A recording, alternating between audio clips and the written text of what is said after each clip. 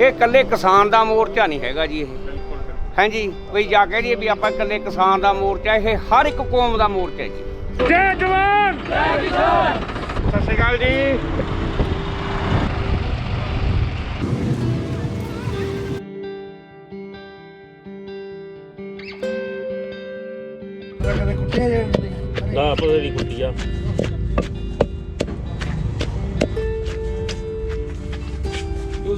What is happening right now at Tikri border and across India is that people are expressing themselves on something that they think is not good.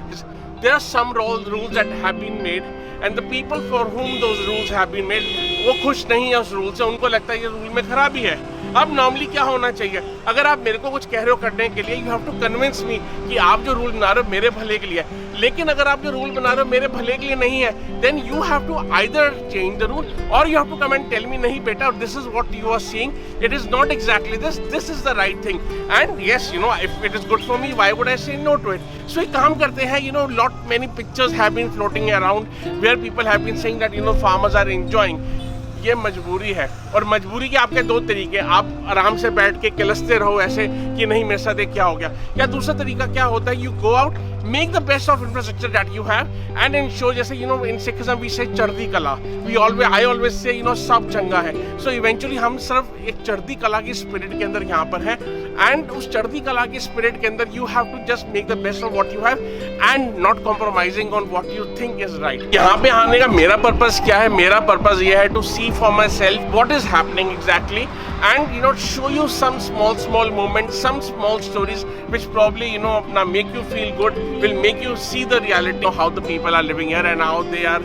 लोग यार अपने घर से दूर आके कोई खुश न रह सकता है, घर वाले घर पर हैं, आप यहाँ पे ठुठुरती हुई सर्दी के अंदर हो, आसान नहीं है। बट देखते हैं कि अपना यहाँ पे लोग क्या कर रहे हैं, लाइब्रेरी बना रहे हैं, गीजर का जुगाड़ क्या हुआ है, कैसे लोग पानी की सेवा कर रहे हैं, जल की सेवा कर रहे हैं, कैसे लोगों ने लंगर लगाए हुए हैं and how this entire thing।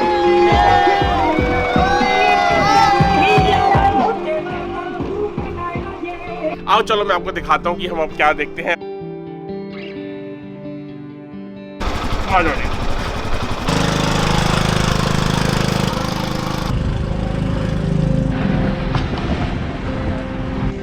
October ਦੇ ਵਿੱਚ 25 ਤਰੀਕ ਨੂੰ ਪਹਿਲੇ ਧਰਨੇ ਸ਼ੁਰੂ ਹੋਏ ਸੀ। ਇਹ ਇਕੱਲੇ ਕਿਸਾਨ ਦਾ ਮੋਰਚਾ ਨਹੀਂ ਹੈਗਾ ਜੀ ਇਹ। ਹਾਂਜੀ ਕੋਈ ਜਾ ਕੇ ਜੀ ਵੀ ਆਪਾਂ ਇਕੱਲੇ ਕਿਸਾਨ ਦਾ ਮੋਰਚਾ, ਇਹ ਹਰ ਇੱਕ ਕੌਮ ਦਾ ਮੋਰਚਾ ਜੀ। ਇੱਥੇ ਹੋ ਗਿਆ ਜੀ 45 ਦਿਨ ਹੋ ਗਏ।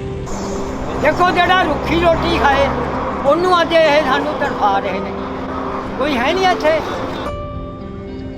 ਸਾਡੇ ਕੋਲ ਪਰਸੋਂ ਆਇਆ ਸੀਗਾ।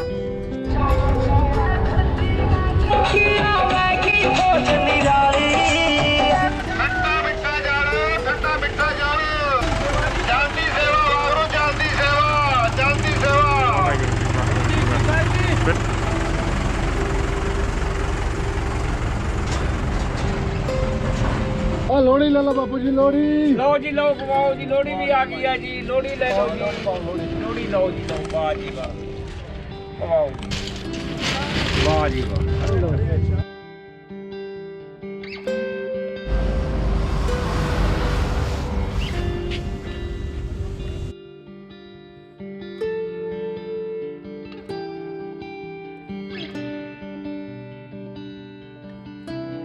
हाँ जी, सो अपना I been repeating one thing, you know one छको खंड छको, I been repeating that you know कीरत करो करम करो and one person who has been doing her कीरत is Rajveer ji and she is here specially from Hyderabad. I wanted to ask you what brings you here?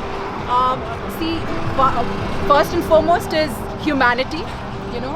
My main thing is humanity brought me here, and second is I come from Kisan ka family, so I understand that jazba, I understand you know how important it is for them, and also I educated myself about the farm laws. I have been seeing that you have been doing lot many things with regards to library, trolley times It's a newsletter, so it's not started by me, it's started by you know some excellent people. तो मैं जब यहाँ आई तो obviously मेरा जो मेरा platform है, it's called the Project Punjab, so I connected with them and we have just come together to amplify that movement.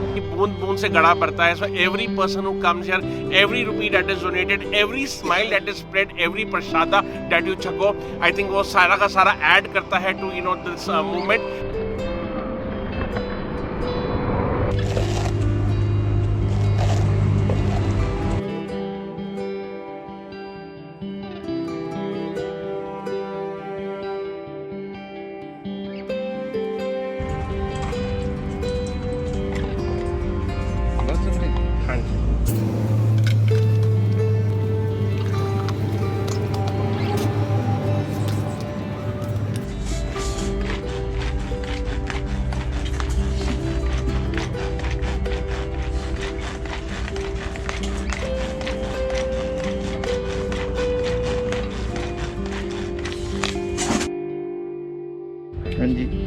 वाह।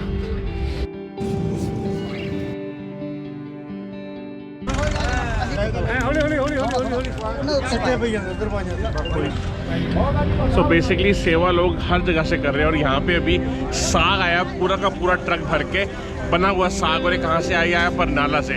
So what I was just saying is कि लोग दूर दूर से यहाँ पे सेवा कर रहे हैं, so that the people who are sitting over here, जो प्रोटेस्ट कर रहे हैं, उनको कोई दिक्कत ना हो। एक प्रसाद एक एक एक एक दे दे दी। जी भाई ये साग ठंडा साग शाम ਨੂੰ ਖਵਾਵਾਂਗੇ ਤੜਕਾ ਤੁਕਾ ਲਾ ਲਗੇ ਕਰਾ। बढ़िया से बढ़िया खाना पूरी दुनिया में कहीं का खा लो, महंगा से महंगा खाना खा लो, कहीं पर भी आप खा लो, लेकिन जो मिठास लंगर के फुलके की होती है, लंगर के प्रसादे की होती है, वो कहीं नहीं होती। एंड हम लकी है यहाँ पे that we have been offered this लंगर।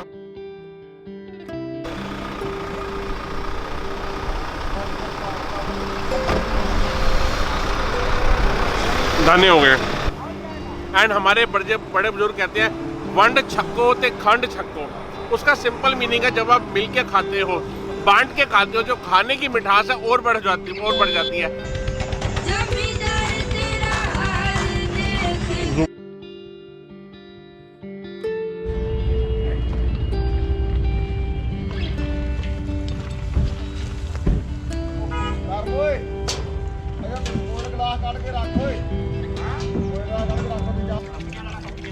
ये गर्म पानी है जी।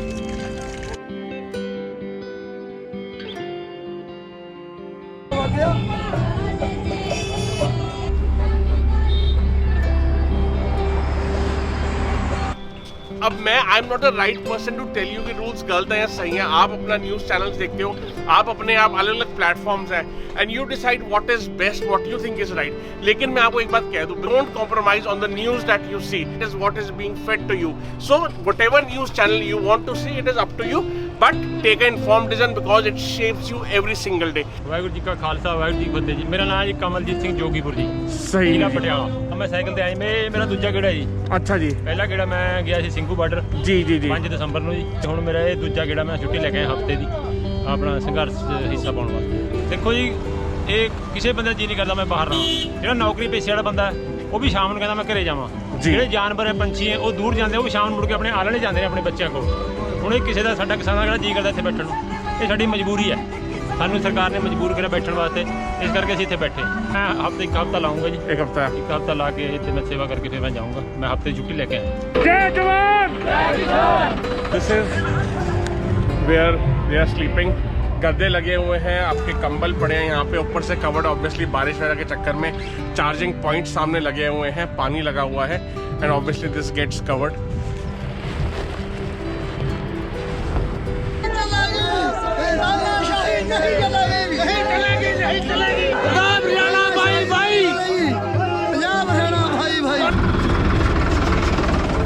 सत श्री अकाल।